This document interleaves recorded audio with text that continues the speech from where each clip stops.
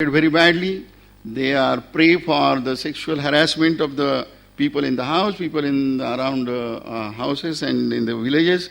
So their movement came forward, and without engagement of men, at least their brothers and fathers, it was impossible for them to be taken out and having a struggle for their rights.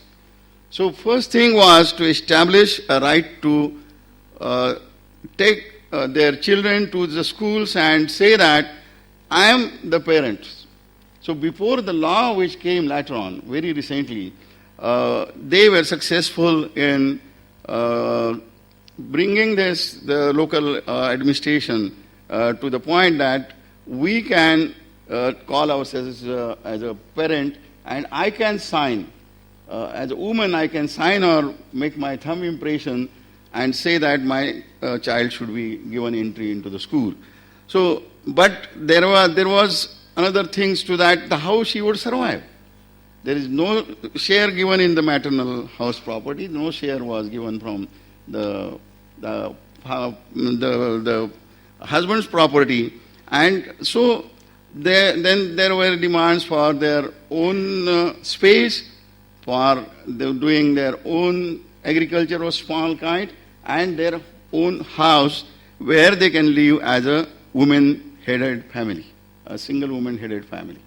And this is still going on, but the attacks from the other side are coming, and people are trying to oust them from their spaces, and they are going to the High Court, up to the High Court, and saying that these women have got no right to demand something like this. So here starts the struggle in which men are helping in a cultural way. You can see in the slide, but they are only in this, they are seen in the front line. Otherwise they are not seen. But they were street plays, there were songs in which young men supported this movement. But at the same time, another thing started by women was, again with the help of men who were doing experimentation in agriculture, in organic agriculture. So they had started experimentation in agriculture also.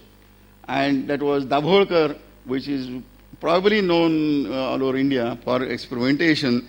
And this kind of again, one more effort, go beyond just gender justice, but going beyond establishing or stabilizing the gender justice, creating the base of their own in a different kind of modernized, but agriculture which doesn't need more money. Finished? So, half a minute? Yeah. Half or 1 minute. So there were struggles for intercaste marriages, Satyashodak kind of intercaste marriages which doesn't require any Brahman, which doesn't require any priest, Hindu priest or whatever kind of a priest. And there were struggles struggles against, for combating communalism. Even Muslim women, without any burqa, they came forward into the big marches in Mumbai, in Azad Maidan, in a big way, and had their struggle combating communalism. And lastly, I would say, now the question is that they are struggling for renewable energy. They defeated Ambani's, the first number capitalist in India, so that their land should not be grabbed for coal-based thing, and they are demanding for people's controlled windmills, equitable water distribution, and they forced the Maharashtra government to have equal right with their brothers into the property. So this is the way they are going towards tackling the problems of implicit globalization, which is bringing some things which are useful to them in terms of information resource, mobiles and computers, but they are also struggling against the bad things and slavery which the implicit globalization is bringing in their life. Thank you.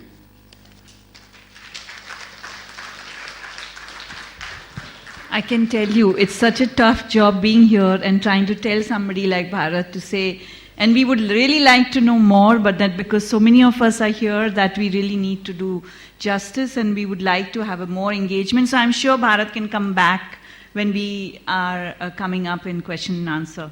Hugo, can we have Guatemala experience? Yeah, I will try to do a logical presentation for you because English is not my first language. But we are in a table in where we don't have easy issues to talk about, you know. Can be or appear like simple topics, but gender and justice? What's gender means? It means a profound sense of a dimension of the people and the life. Justice is not an easy word also. What we are talking about, social movements.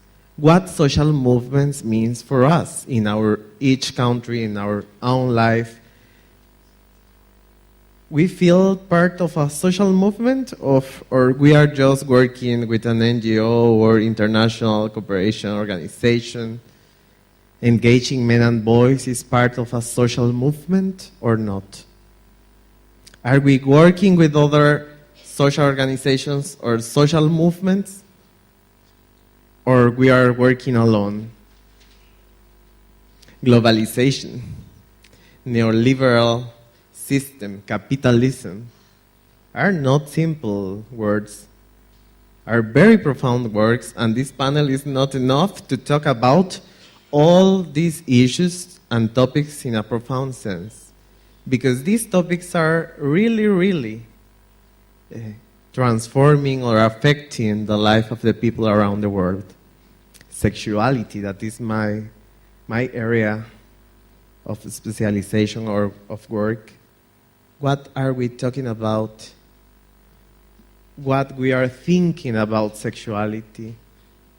How we are living our sexuality? Are living oppression right now? Are feeling free about sexuality? Or we are fighting to have more freedoms in our day-to-day life? We are trying to do a difference in this world in where sexuality is a power-based relationship or system, you know? And if we are adding young people in this collection of words, what it means for us to talk about sexuality and young people? If I ask to you, what do you think about the sexuality of young people? What is the first word that's appearing in your mind? Maybe risk or pleasure. I don't want to introduce about binary, you know, thinking in a binary way, but which are the social imaginary of us in these so strong topics that this panel are inviting to us to talk?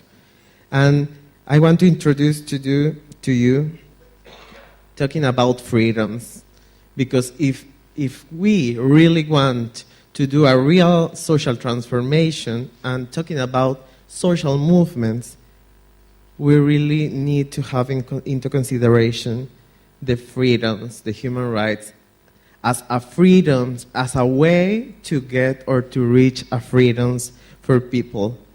And I think the young people in Latin America, in the case of Guatemala and other countries in Latin America, they are living different freedoms in a different way to the adults of their parents, their mothers, their grandmothers, and the other generations. Young people are changing. Many young people in Latin America, even the conditions or social conditions are not so good because homophobia is present, because conservative issues are present in the social norms and gender norms. They are expressing more their sexuality, even though they have many problems to do that. They are expressing more and they are repressing less. But it's not too easy. It's difficult, but they are doing. Many young people are showing their identities in Latin America. They are letting us know we are gay or lesbian or transgender or transsexual, and they are fighting for their rights, but it is not an easy way. But they are experiencing afraid until today. We are in the 21st century, but it's not too easy. It's difficult, but they are doing. And in many cases, the people are doing, and they are living their sexuality with lots of afraid every day. And if we are going to think about social movements and all these combinations, I need to tell to you also that social movements are not working together. And this is a real challenge, and it's not a surprise for you, I know. But if we really want to change this world, we have to see this difficult and this challenge with a very responsible lens. Because we are not considering the other social movements. If the countryside groups are working because they are affected by, they didn't have access to the land, and I have land, well, this is not my faith, this is not my movement, and I'm feeling very comfortable. I am heterosexual, well, this is not my issue, you know. The people from sexual diversity, they have to work and they have to fight for their goals. I'm not a woman. This is not my fate. This is not my agenda. We have to break this condition of, if we don't do that, in the next 5 years, we will talking about social movements, and we will be as today. Neoliberal systems are, of course, biting us. Privatization. I was supporting the Latin American and the Caribbean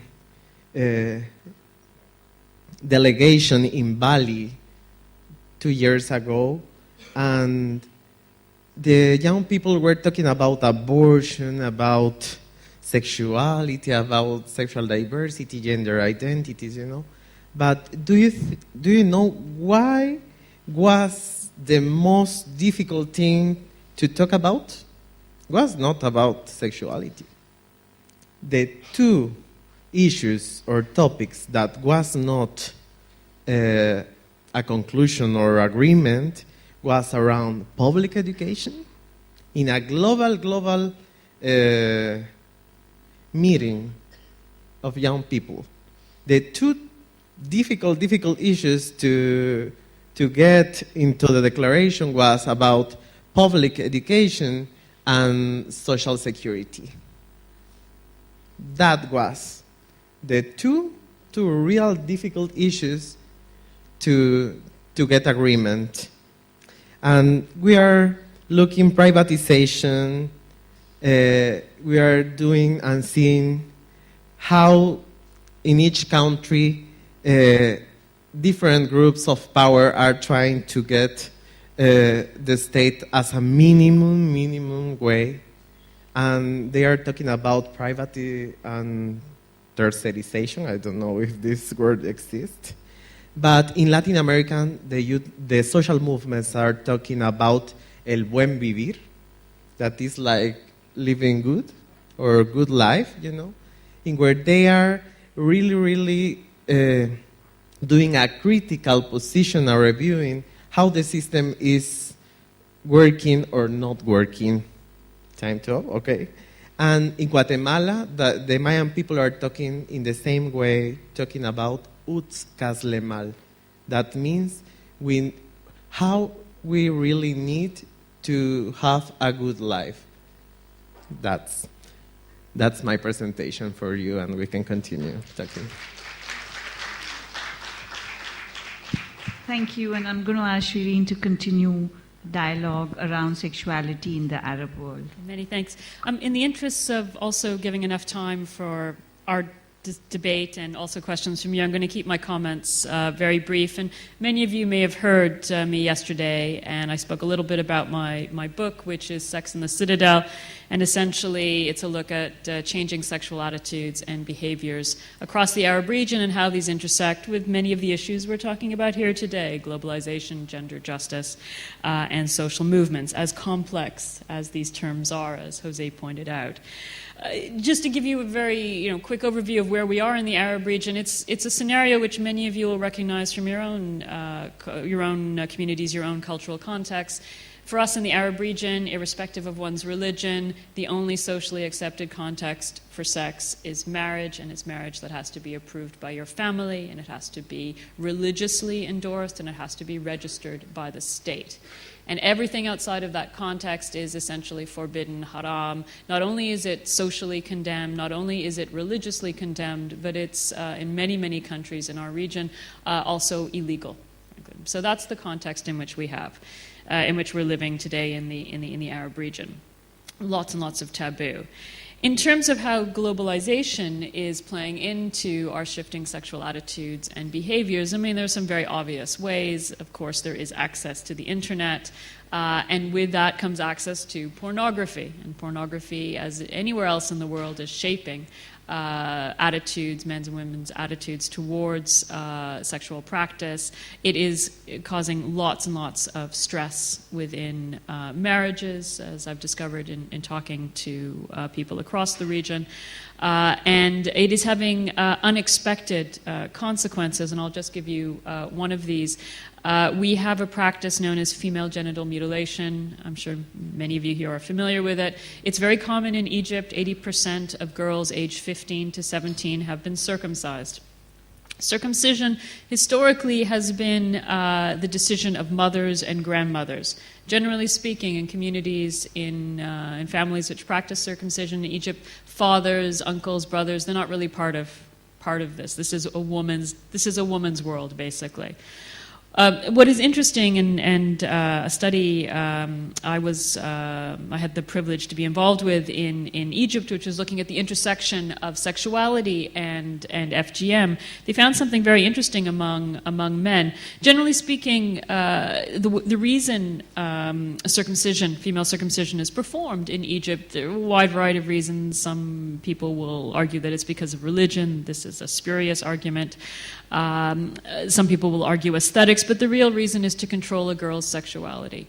The belief is if you clip the clitoris, a girl will remain chaste before marriage, and she will not make excessive demands of her husband while being married, both of which are marriage killers. They take you outside the citadel, a place you don't want to be. Many women will argue also it makes our girls more marriageable, frankly. But what was interesting is that men who were interviewed in the study, they actually didn't know whether their wives have been circumcised or not, because quite frankly there's so little sexuality education in schools, they had no idea what was happening down there. Now this is where pornography comes in, because suddenly in a new generation of men, they have an opinion about FGM and they think now definitely it should be done, because they say, look at these videos we're watching. These Western women whom we know are not circumcised are having sex with 2-3 men at a time. In these porn videos, we told you this would happen if we don't circumcise our girls. Therefore, we are all for circumcision. So there is a unexpected and perverse consequence of globalization there. There are obviously other ways that globalization is playing into our sexual culture in the Arab region. Of course, this is a vast domain, but let me give you another example. This is the rise of Islamic fundamentalism. And one of the great problems that we're experiencing in the Arab region is that we once had a more open sexual culture than we had today. And I'm sure many of you in India will also recognize this phenomenon. Many of our colleagues from sub-Saharan Africa will have seen this, that our grandfathers, great-grandfathers, even in my father's day, that people were much more at home in their sexual skin. it was much easier to talk about sex. And today we are very bottled up. It's not that people aren't having sex outside of marriage, it's just that it's very, very difficult to acknowledge any behavior which deviates, which takes you outside the citadel. Part of the reason that we have closed down around sex, particularly in Egypt and elsewhere in the Arab region, has to do with the rise of Islamic fundamentalism. And this is an aspect of globalization, because for us in Egypt historically, although it is a deeply, devout, and Egyptians throughout history are very religious, however, the Islam that we have historically had in Egypt was more pragmatic. Let me put it to you that way. It acknowledged, the demands of the faith, but it also found a way to fit in the needs of the flesh. What has happened since the late 1970s is that we have seen the rise of Islamic fundamentalism, and in particular an imported brand of Islam, Wahhabi Islam from Saudi Arabia. It is a different school of Islam. It has different interpretations around our central texts, and it places very strict restrictions on sexuality, on women's bodies. And as I said yesterday, it also boxes men in. It just doesn't constrain women, it constrains men, and it constrains ideas of masculinity. However, this is another impact of globalization for us. This is something which came from outside and is shaping the way our religious lives, but also our political lives, and certainly our sexual lives are playing out. The other aspect of globalization I'll just touch on here quickly is economics. And one of the reasons the citadel is not able to accommodate a very large proportion of the population in Egypt and in other countries in the Arab region at any one time has to do with economics. Our economies in the Arab region have opened themselves up to the full flood of global capitalism. Unfortunately, the state structures and opportunities which would allow citizens to equally participate in these new economic opportunities have not been put into place. And the upshot of this is that we have incredibly high unemployment rates across the Arab region, in excess of 30% for young people in many of our countries. And as you may know, this youth unemployment issue was a major driver of the uprisings in 2011 and the Arab Spring. The perhaps less known aspect of the consequences of this economic dilemma is the fact that in our Islamic culture, men are expected to pay almost all the costs of marriage. They bear a very, very heavy weight of marriage, from the big white wedding right on through. And now marriage in many of our communities has become this exercise in conspicuous consumption. When my parents married, for example, my father is Egyptian, my mother is Welsh, but when they married in Egypt, I think the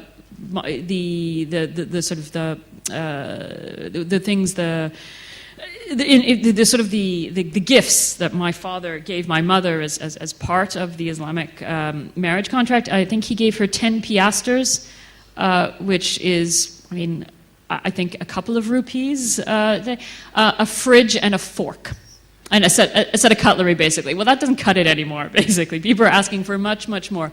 So you combine this sort of globalized economy, excessive consumer expectations at all levels of society, with the fact that young men can't get jobs, and that means the age of marriage is shooting up. So in my grandmother's day, my grandmother was considered to be well past her prime when she married at the advanced age of 18. My aunts married at the age of 16. But in my generation and the generation which comes after me, the marriage age is shooting up. So in Tunisia, for example, birthplace of the Arab Spring, where they have all these problems around youth unemployment and the like, the average age of marriage for men is now in their early 30s, and for women it's in their late 20s. Now the issue, of course, is that how you're outside the citadel for decades now. So how are you going to realize your sexual and reproductive rights in that context? Very, very difficult. So the economics is playing into the challenges we have around sexuality in our region. Very quickly on the very complex subject of gender justice, as you raised, Jose. It's pretty simple. Gender justice, we're talking about double standards. effectively. We live in patriarchal societies in the Arab region. Although Christians and Muslims are exhorted by our faith to remain chaste before marriage, the fact is, in patriarchies, boys will be boys. Men have sex before marriage, and people more or less turn a blind eye, but this is very definitely not the case for women, who are expected to be virgins on their wedding night, and that is defined by turning up with your hymen intact. And this is an expectation across social classes, across educational classes. In my experience, in my interviews, it doesn't matter how wealthy you are, how educated you are. If you, as a woman, have relations before marriage, you are going to have to somehow fix that. And we can come on to this in discussion perhaps, but we have a booming business in hymen repair in capitals across the Arab region. And this actually speaks to sort of the male dimension to this, because I haven't really brought men into the conversation much until now. But in my experience, women, for example, who had relations with their fiancés before marriage, for example, would tell me invariably that at one point or another, come marriage, that their husbands would throw it back in their faces.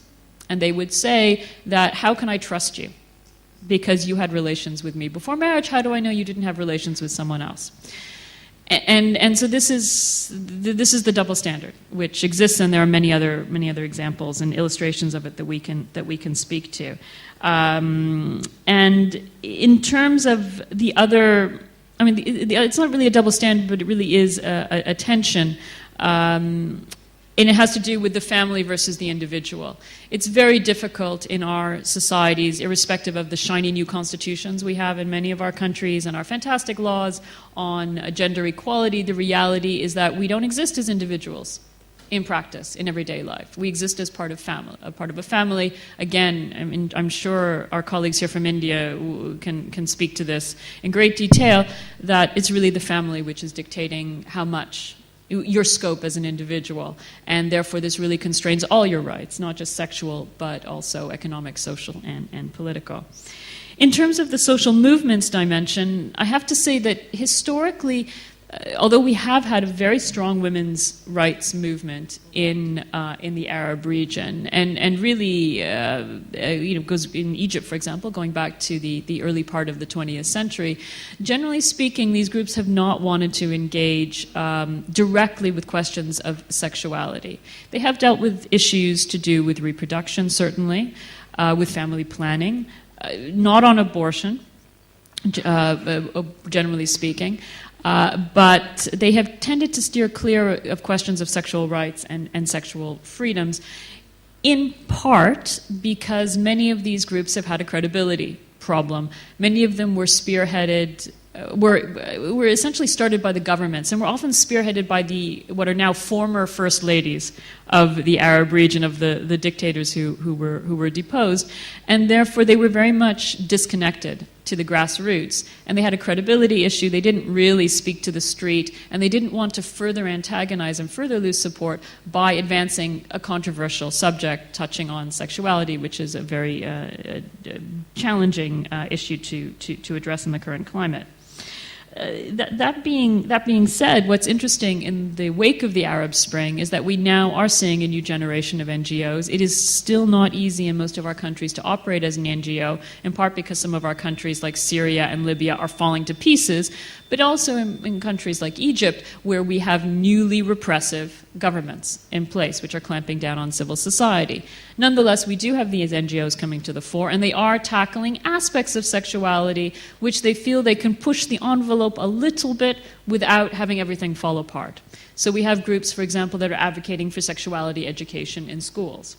We now have a very big movement which is speaking out about sexual violence and sexual harassment. And what's very interesting about this is that you now see not just young women speaking out on this, which is quite remarkable, but you also find young men standing alongside them. And again, so we are starting to see men come into this discussion a little bit. Where we see the greatest presence of men in terms of discussing sexual rights in the Arab region has to do with LGBT populations. And what's interesting is that now in all our countries in the Arab region, with the exception of one or two in the Gulf states where it is quite a closed environment, we have NGOs which are actually trying to provide support, emotional support, psychosocial support, very often legal assistance to people who have alternative sexual orientations or alternative gender identities. And this is quite a remarkable step forward. And what's interesting, and then connecting back to the whole social movements aspect, is that these LGBT support groups are quite interesting because the people who are staffing them, they know the history of the gay rights movement in the West, chapter and verse, but they can tell you very clearly why they don't think it's relevant to their part of the world. And what's interesting is that they are trying to forge a different path, a different way forward. And some of the most successful ones, for example, some of the new groups working in Tunisia, are actually trying to connect up with broader social movements. Because their argument is, what is the point of fighting for political, economic, and social rights for one group when the vast majority of people do not yet have them? So they're connecting up with groups that are working on freedom of expression, for example, who are working on aspects of women's rights, although that's quite tricky, but groups that are working with rural disadvantaged populations, or groups that are working with ethnic minorities. So you see these sort of connections being formed, but we are still very far from the progress which has been made in many other parts of the global south. And so in particular, that's why I'm so glad to be here to learn from all of you.